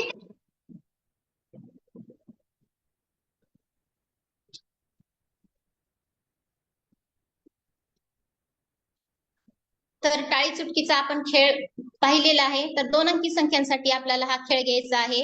10 बोटे म्हणजे दशक होतात. 10 बोटे, 10 बोटांची मिळून, दोन्ही हाताची मिळून 10 बोटे आणि 10 बोटांची मिळून एक टाळी होते. म्हणजे टाळी म्हणजे दशक आणि चुटकी म्हणजे एकक हे विद्यार्थ्यांना सांगून टाळी चुटकीचा जर खेळ घेतला तर विद्यार्थ्यांना गणितातला आनंद नक्कीच अनुभवता येतो आणि विद्यार्थ्यांचा आत्मविश्वास सुद्धा या पातळीवर वाढलेला असतो. तर अशाच पद्धतीने मला 1 ते 20 या संख्यांची नाणी नोटांचा वापर करून, दशक दांड्यांचा वापर करून, मणिमाळेवरती मला विद्यार्थ्यांना याची ओळख करून द्यायची आहे. हा 11 ते 20 चा टप्पा झाल्यानंतर या टप्प्यावरती सुद्धा मला बेरीज वजाबाकी 11 ते 20 संख्यांची 20 ओळख येईल अशी घ्यायची आहे. तर सुरुवातीला मला कृतीयुक्त वजाबाकी घ्यायची आहे दशक दांड्यांचा वापर करून.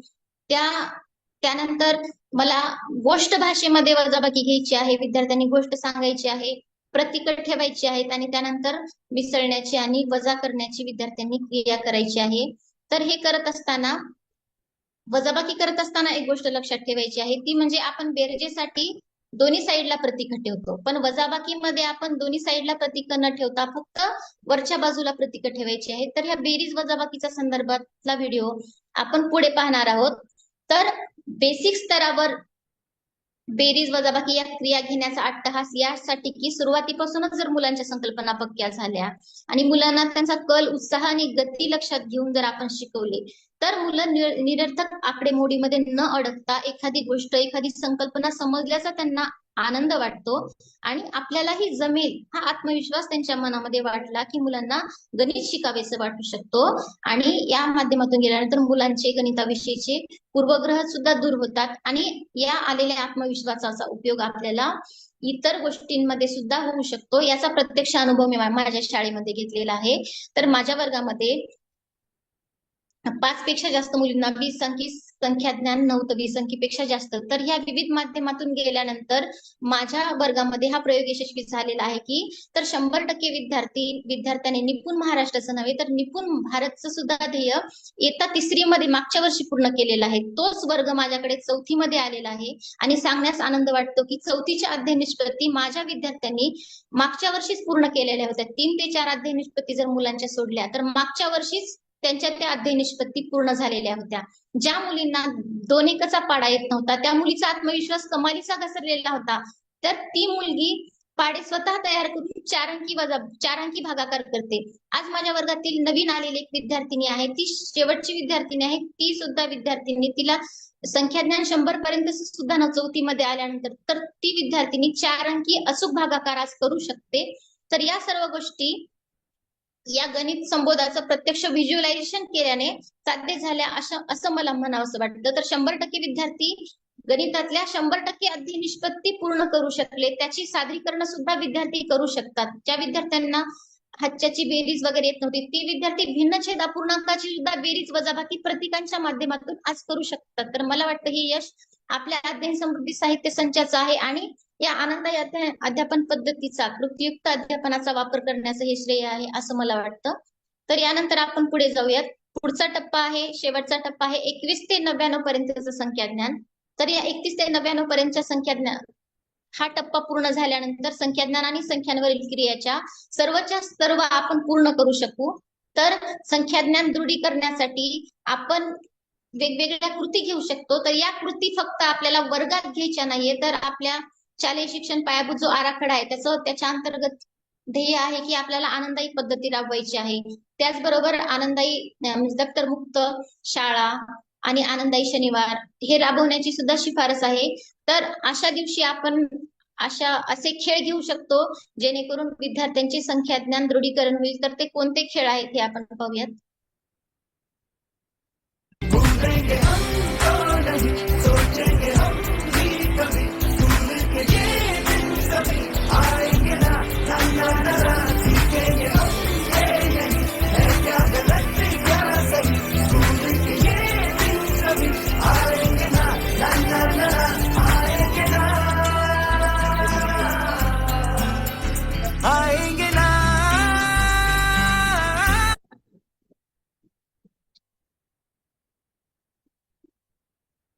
तर या कृतीमध्ये विद्यार्थ्यांना मी 2 अंकी संख्या लिहिली होती. 32 ही संख्या जर असेल तर दशका एवढ्या उड्या 2 पायांनी मारायच्या आहेत, ते पण वर्तुळाच्या आतमध्ये, आणि एकका एवढ्या उड्या वर्तुळाच्या बाहेर, ते पण एका पायाने मारायचे आहेत. या एकाच वेळी विद्यार्थ्याचे खूप सारे अवयव यामध्ये इन्व्हॉल्व्ह होते आणि विद्यार्थी अशा प्रकारे विद्यार्थ्याला ते चॅलेंज वाटतं आणि विद्यार्थी आनंदायी पद्धतीने संख्या ज्ञानाचं दृढीकरण हे करू शकतात.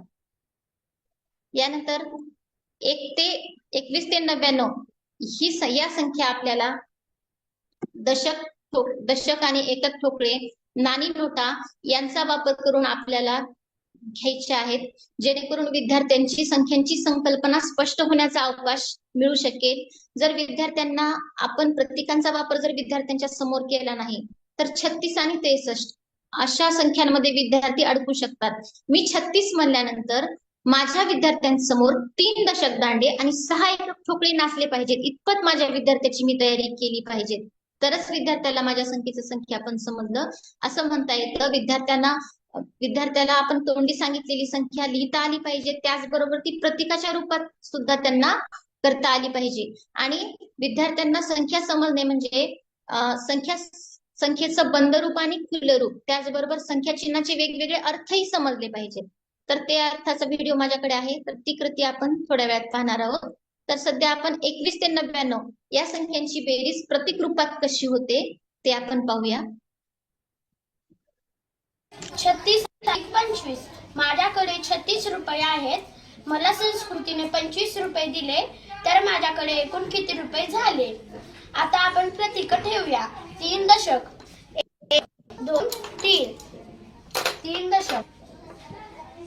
6 एकक, 1 2 3 4 5 6, 6 एकक.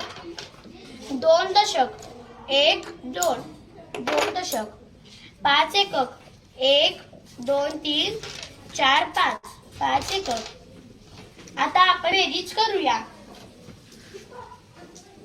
1 2 3 4 5 6 7 8 9 10 11, 11. इथं आपल्याला 11 लिहिता येत नाही म्हणून आपण या 10 एकक सुट्ट्यांचं बंदरूप करूया. या आपण दशकाच्या कप्प्यात ठेवूया. आता आपण याची बेरीज करूया. दशकांची बेरीज करूया. 1 2 3 4 5 6, 6.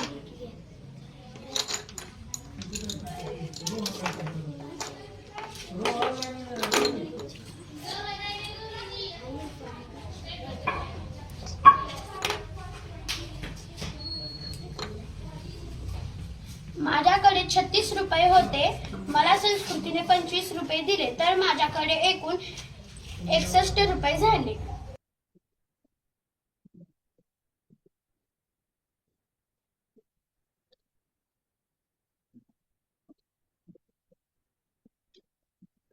तर या ठिकाणी प्रत्यक्षात आपण बेरीज प्रतीकांच्या रूपात कशी करायची हे आपण पाहिलेली आहे. जेव्हा अशा पद्धतीने विद्यार्थ्यांना 10 एकक जेव्हा एकत्र येतात तेव्हा त्याचा दशक बनतो आणि तो दशक बनल्यानंतर हातचा म्हणून तो दशक तिकडे जातो, हे विद्यार्थ्यांना अशा पद्धतीने गेल्याने समजतं. तर अशा पद्धतीने जेव्हा आपण साहित्याच्या माध्यमातून विद्यार्थ्यांना जातो तेव्हा विद्यार्थ्यांना अमूर्त संबोध सुद्धा मूर्त रूपात विद्यार्थ्यांच्या समोर लक्षात येतो, त्यांच्या आकलनाचा वेग वाढतो आणि त्यांचं शिकणं अधिक अर्थपूर्ण होतं. तर यानंतर या संख्या ज्ञानामध्ये आपण अजून एक कृती घेणार आहोत की विद्यार्थ्यांना संख्या ज्ञान समजणं म्हणजे विद्यार्थ्यांना संख्यांचं बंदरूप आणि खुलरूप, त्याचबरोबर संख्या चिन्हाचे विविध अर्थ लक्षात येतात. तर हे संख्या चिन्हाचे विविध अर्थ 4 अंकी संख्यांवरचे आहेत. 2 अंकी संख्यांच्या बाबतीत आपण हे लक्षात घ्यायचे आहेत.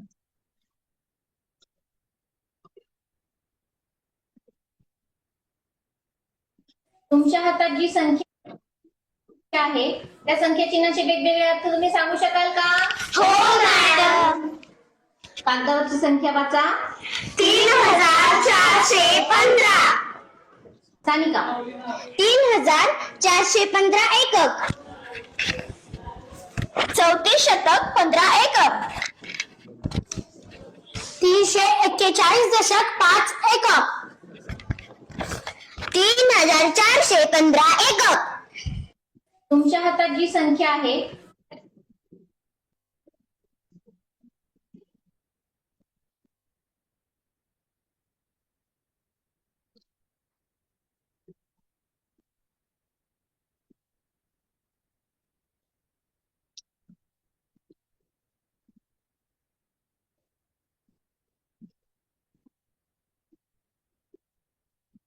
तर बघा, विद्यार्थ्यांनी फक्त संख्या वाचलेली नाही, तर विद्यार्थ्यांना संख्याचे विविध रूप लक्षात आलेले आहेत. विद्यार्थ्यांना मी ज्यावेळेस 23 ही संख्या सांगते तर विद्यार्थ्याला माझ्या कळलं पाहिजे की 23 या संख्येमध्ये 2 दशक त्याचबरोबर 3 एकक समाविष्ट आहेत, किंवा 23 या संख्येमध्ये 23 एकक आहेत. हे माझ्या विद्यार्थ्यांना संख्येचं बंधरूप आणि खुलरूप समजलं पाहिजे, आणि संख्या चिन्हाचे विविध अर्थ 2 अंकी क्रियेवरच माझ्या विद्यार्थ्यांना समजले पाहिजे. आता आपण ज्या ऍक्टिव्हिटी घेतल्या त्या ऍक्टिव्हिटी मध्ये प्रत्येक विद्यार्थ्याला कृती करण्याचा चान्स होता, प्रत्येकाला पडताळून पाहण्याचा चान्स होता, आणि सक्रिय जनगणिताचं हेच वैशिष्ट्य आहे की या गणितामध्ये विद्यार्थ्यांच्या समजेला जास्त महत्व दिलेलं आहे, आणि म्हणूनच आपण विद्यार्थ्यांची समज विकसित व्हावी आणि प्रत्येक विद्यार्थ्याने गणितावर प्रभुत्व मिळवावं यासाठी या कृती घेऊ शकतो. आणि आपल्याला जर गणिताच्या बाबतीमध्ये 100% यश गाठायचं असेल तर नक्की आपण या पद्धतीने जाऊनच विद्यार्थ्यांच्या संख्यांचे संबोध स्पष्ट करू शकतो. आणि ही बेरीज वजाबाकी किंवा संख्यांवरील क्रिया संख्या ज्ञान करत असताना माझे विद्यार्थी जेव्हा कुठे चुकतात त्यावेळेस त्यांचा चूक म्हणून त्यांचा आत्मविश्वास कमी होईल अशा पद्धतीने आपण वागायचं नाहीये. तर माझ्या वर्गातील विद्यार्थ्याचं गणित चुकल्यानंतर मी त्याला चूक कधीच करत नाही, तर मी माझ्या म्हणजे त्या गणिताला मी गोल करते आणि पुन्हा गणित करण्याची संधी देते, आणि पुन्हा जर चुकलं तर ती कृती आम्ही विद्यार्थ्याला फळ्यावर करायला सांगतो. तू जे केले ते तू आम्हाला समजून सांगायचे, आणि असं केल्यामुळे विद्यार्थी आम्हाला समजून सांगताना विद्यार्थ्याचे कच्चे दुवे कोणते आहेत हे आमच्या लक्षात येतं, आणि त्यावर काम करणं हे आम्हाला सोपं जातं. तर त्यामुळे विद्यार्थ्यांच्या चुकांकडे आपण संवेदनशीलतेने पाहायला शिकलं पाहिजे. आणि मुळातच विद्यार्थी चुकत नसतात, तर आपण विद्यार्थ्याला जे देतो ती देण्याची पद्धत चुकीची असते, आणि त्याचमुळे विद्यार्थ्यांची धारणा किंवा विद्यार्थ्याचा संबोध चुकीचा झालेला असू शकतो. माझ्या वर्गामध्ये चौथीत असताना एक विद्यार्थी आला होता, तर त्या विद्यार्थ्याची पडताळणी करण्यासाठी मी सुरुवातीला त्याला काही गणित उदाहरण दिले होते. तर त्यामध्ये 2 अंकीचं मी त्याला एक उदाहरण दिलं होतं, 35 अधिक 20. तर 35 अधिक 20 या गणिताचं उत्तर आलेलं पाहिजे, 55 उत्तर आले पाहिजे. तर माझ्या विद्यार्थ्यानं ते उत्तर 10 लिहिलेलं होतं. तर मी विचार केला ह्याने हे 10 उत्तर का लिहिलं असेल. मग मी त्याला फळ्यावर घेतलं आणि त्याला सांगितलं की हे उदाहरण तू कशा पद्धतीने सोडवलं. तर त्या विद्यार्थ्याने बेरीज करताना काय केलं होतं, तर 4ही अंकांची बेरीज केली होती. वरच्या जे संख्या होत्या त्या 2 अंकी संख्येतल्या दोन्ही अंकांची आणि खालच्या पण संख्येतल्या दोन्ही अंकांची बेरीज त्या विद्यार्थ्याने केली होती. आणि विशेष म्हणजे सर्व उदाहरणांमध्ये विद्यार्थ्याने अशाच पद्धतीने केलं होतं, आणि तो विद्यार्थी 4थीत आला होता. म्हणजे ते कळायला त्या विद्यार्थ्याला 4थीत यावं लागतं, हे खऱ्या अर्थानं दुर्दैव आहे. म्हणजे विद्यार्थ्यांचे कच्चे दुवे शोधून काढणं हे सुद्धा खूप महत्वाचं असतं. त्या विद्यार्थ्याची चूक नव्हती, परंतु त्याच्या मनामध्ये बेरजेची संकल्पना, बेरजेचा संबोध हा चुकीचा झाल्यामुळे माझ्या विद्यार्थ्याने तशा पद्धतीने उत्तर लिहिलं होतं, तशा पद्धतीने त्याने गणित केलं होतं. तर आपल्याला ह्या पण गोष्टी लक्षात घ्यायच्या आहेत की आपण विद्यार्थ्यांच्या संबोध चुकीचा जाणार नाही याची काळजी घ्यायची आहे. त्याचबरोबर आपल्या ज्या अध्ययन स्तर निश्चितीमध्ये एक मुद्दा असा आहे की विद्यार्थी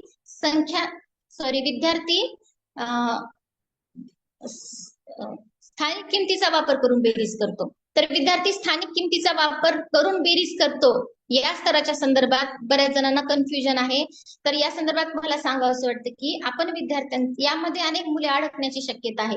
माझे विद्यार्थी सहजपणे बेरीज करू शकतात, साधी बेरीज करू शकतात, 2 अंकी संख्यांची, 4 अंकी संख्यांची. पण ज्यावेळेस मी स्थानिक किमतीचा वापर करून विद्यार्थ्याला मी 30 अधिक 24 ही जेव्हा बेरीज करायला सांगते तेव्हा माझ्या विद्यार्थ्यांनी इथे स्थानिक किमतीचा वापर करून म्हणजे काय करणे अपेक्षित आहे, तर 30 आणि 20 या दशकांची बेरीज करणे आवश्यक आहे. तर 30 आणि 20 मिळून होतात 50 आणि 4 एकक म्हणजे या ठिकाणी 54 होतात, असं करणं माझ्या विद्यार्थ्याने या टप्प्याच्या बाबतीमध्ये अपेक्षित आहे. तर याचा सुद्धा आपण भरपूर सराव घेतला पाहिजे असं मला वाटतं. तर अजून एक निरीक्षण म्हणजे की ज्यावेळेस विद्यार्थ्यांचा संबोध स्पष्ट नसताना विद्यार्थी मेकॅनिकली क्रिया करतो, त्यावेळेस शिक्षकांना वाटतं की त्याची संख्यांची संकल्पना पक्की आहे आणि त्यामुळे अनेक वेळा प्रशिक्षणांमधून शिक्षक प्रश्न विचारतात की 9 आणि 2 11, 11ला 1 हा चाल आहे, इतकं सोपं असताना तुम्ही त्याला इतकं क्लिष्ट का करता?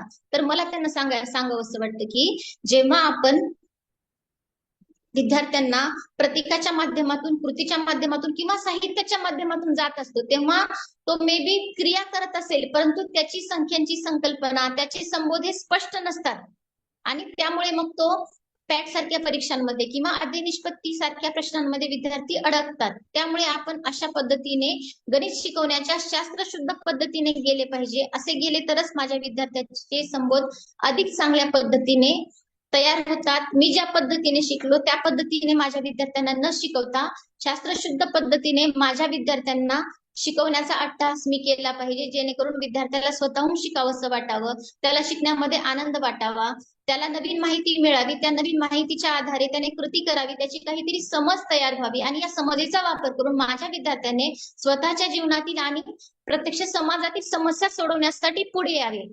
आणि मला फक्त माझ्या विद्यार्थ्यांना परीक्षेतले प्रश्न सोडवण्या इतपत कुचकामी बनवायचं नाहीये, तर माझ्या विद्यार्थ्याला मला त्याच्या समोर येणाऱ्या आव्हानांना, समस्यांना सामोरं जाण्या इतपत माझ्या विद्यार्थ्याला मला सक्षम बनवायचं आहे. तरच खऱ्या अर्थाने शिक्षणाचं ध्येय साध्य झालं असं आपण म्हणू शकतो. तर याचबरोबर अशा पद्धतीने आपण सर्व शिक्षकांनी जाऊन गणिताची खरी गरज काय आहे हे लक्षात घेऊन जर माझ्या विद्यार्थ्याला मी अध्ययन अध्यापन केलं, विद्यार्थ्यांना शिकण्याची संधी आणि अधिकाधिक अवकाश मिळवून दिला, जास्तीत जास्त जीवन अनुभवाशी गणित जोडलं, कृतीच्या माध्यमातून गणिताला अधिकाधिक अर्थपूर्ण बनवलं, तर नक्कीच आपण लवकरच निपुण महाराष्ट्राचं नव्हे तर निपुण भारतचं ध्येय गाठू शकू. आणि सर्वात शेवटी आपल्याला नास मार्फत आपल्याला पिसापर्यंत जायचं आहे आणि आपल्याला जागतिक दर्जाचं भविष्यवेधी शिक्षण विद्यार्थ्याला द्यायचं आहे, जेणेकरून विद्यार्थी बदलत्या काळातील आव्हानांना सक्षमपणे सामोरं जाऊ शकेल आणि हे जग अधिक चांगल्या प्रकारे सुंदर आणि समृद्ध करू शकेल. तर याबरोबरच हा वेबिनार संपला या ठिकाणी असं मी सांगू इच्छिते. आणि डाएटच्या प्राचार्य आदरणीय श्रीमती गिरी मॅडम, श्री सलगर सर यांनी या ठिकाणी मला माझ्या अभिव्यक्तीची आणि प्रेझेंटेशनची संधी दिली, त्याबद्दल मी त्यांचे खूप खूप आभार मानते. Thank you. Over to you Vikas sir.